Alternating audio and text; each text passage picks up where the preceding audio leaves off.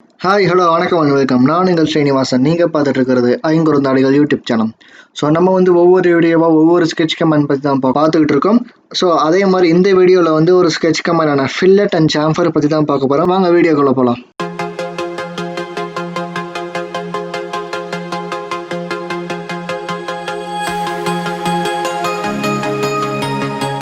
சரி, இந்த வீடியோவில் நம்ம ஃபில்லட் அண்ட் சாம்பர் பற்றி தான் பார்க்க போகிறோம். அதுக்கு முன்னாடி ஃபஸ்ட்டு ஃபில்லட் அண்ட் சாம்பர்னால் என்ன, அது ஏன் யூஸ் பண்ணுறோன்னு பார்த்தோம்னா, இப்போ நீங்கள் வந்து ஒரு லேப்பில் பார்த்துட்டு இருக்கலாம், நான் ஒரு ஃபோனில் வந்து இந்த வீடியோ பார்த்துட்டு இருக்கலாம். இப்போ அந்த ஃபோனோட கார்னர், லேப்போட கார்னர்லாம் பார்த்தீங்கன்னா கொஞ்சம் வளைஞ்சி இருக்கும். அதாவது ஷார்ப் கார்னர்லாம் இல்லாமல் லைட்டாக வளைஞ்சி இருக்கும். அதுக்கு பேர் தான் ஃபில்லட்டு. அந்த வளைஞ்சி இல்லாமல் அது ஒரு ஃப்ளாட் சர்ஃபேஸ் மாதிரி கார்னரில் இருந்துச்சுன்னா அதுதான் சாம்பர். இதெல்லாம் ஏன் யூஸ் பண்ணுறாங்கன்னு பார்த்தோம்னா, இப்போ வந்து ஷார்ப் எட்ஜாக இருந்துச்சுன்னா அது வந்து நம்ம கையில் கூட குத்தலாம், இல்லைனா எங்கேயாச்சும் பார்த்து அடிபட்டு போகலாம், தேய்மானம் ஆகலாம். அதெல்லாம் இருக்கக்கூடாதுன்னு தான் நம்ம ஃபில்லட் அண்ட் சாம்பர் யூஸ் பண்ணுறோம். எதுக்கு ஃபில்லட் அண்ட் சாம்பர் ரெண்டு விதமாக இருக்குன்னு பார்த்தோம்னா, ஃபில்லட் வந்து வளைஞ்சி இருக்கும்ல, அது வந்து கொஞ்சம் அதை வந்து ரெடி பண்ண வந்து கொஞ்சம் டைம் எடுக்கும்.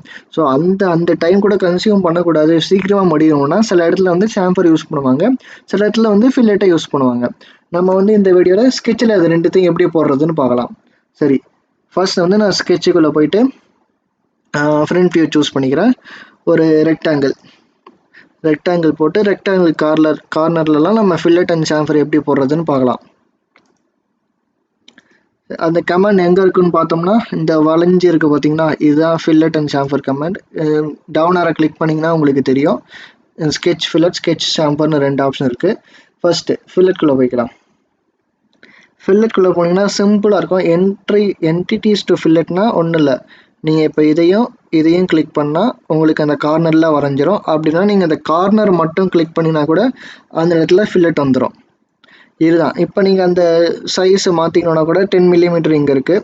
நான் வந்து இதை 5 மாற்றிட்டு 5 மாற்றிடும். நான் 15 போடுறேன். 15 போட்டால் 15க்கு ஏற்ற மாதிரி பெருசாகிடும் ஃபில்லட்டு. அதுக்கு கீழே பார்த்தோம்னா 2 இருக்குது.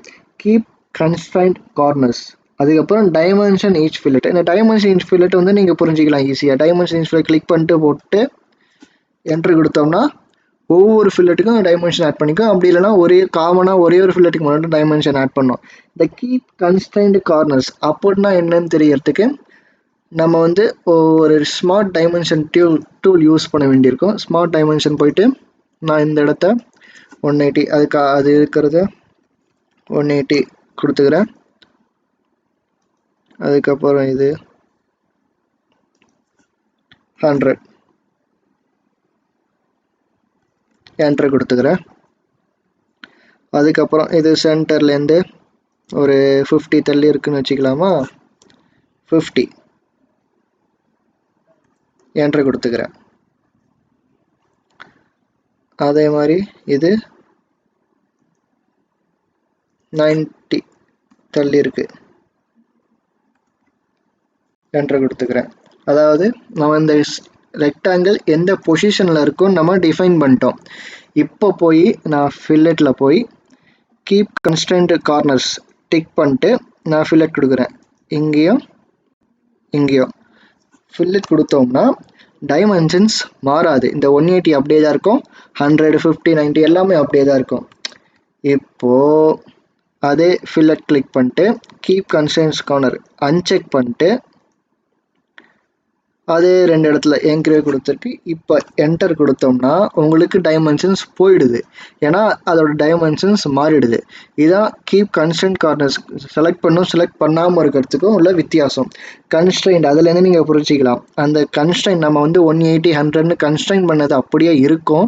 வேணும்னா அந்த செக் பாக்ஸ் செக் பண்ணிக்கணும். அப்படி இல்லைனா அதை அன்செக் பண்ணிட்டு நீங்கள் ஃபில்லட் போடலாம். இதுதான் ஒரு வித்தியாசம் ஃபில்லட்டில்.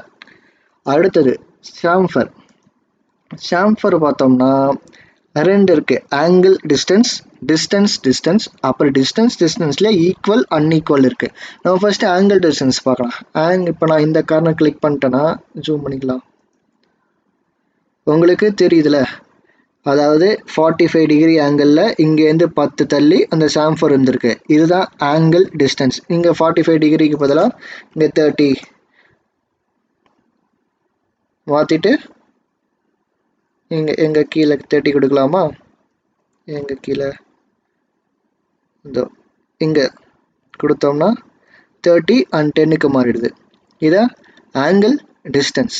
அதுக்கப்புறம் டிஸ்டன்ஸ் பார்த்தோம்னு வைங்களேன், அதில் ஈக்குவல் டிஸ்டன்ஸ் அப்புறம் செக் பண்ணிங்கன்னா உங்களுக்கு 1 தான் காட்டுது, இல்லைனா 2 காட்டுது.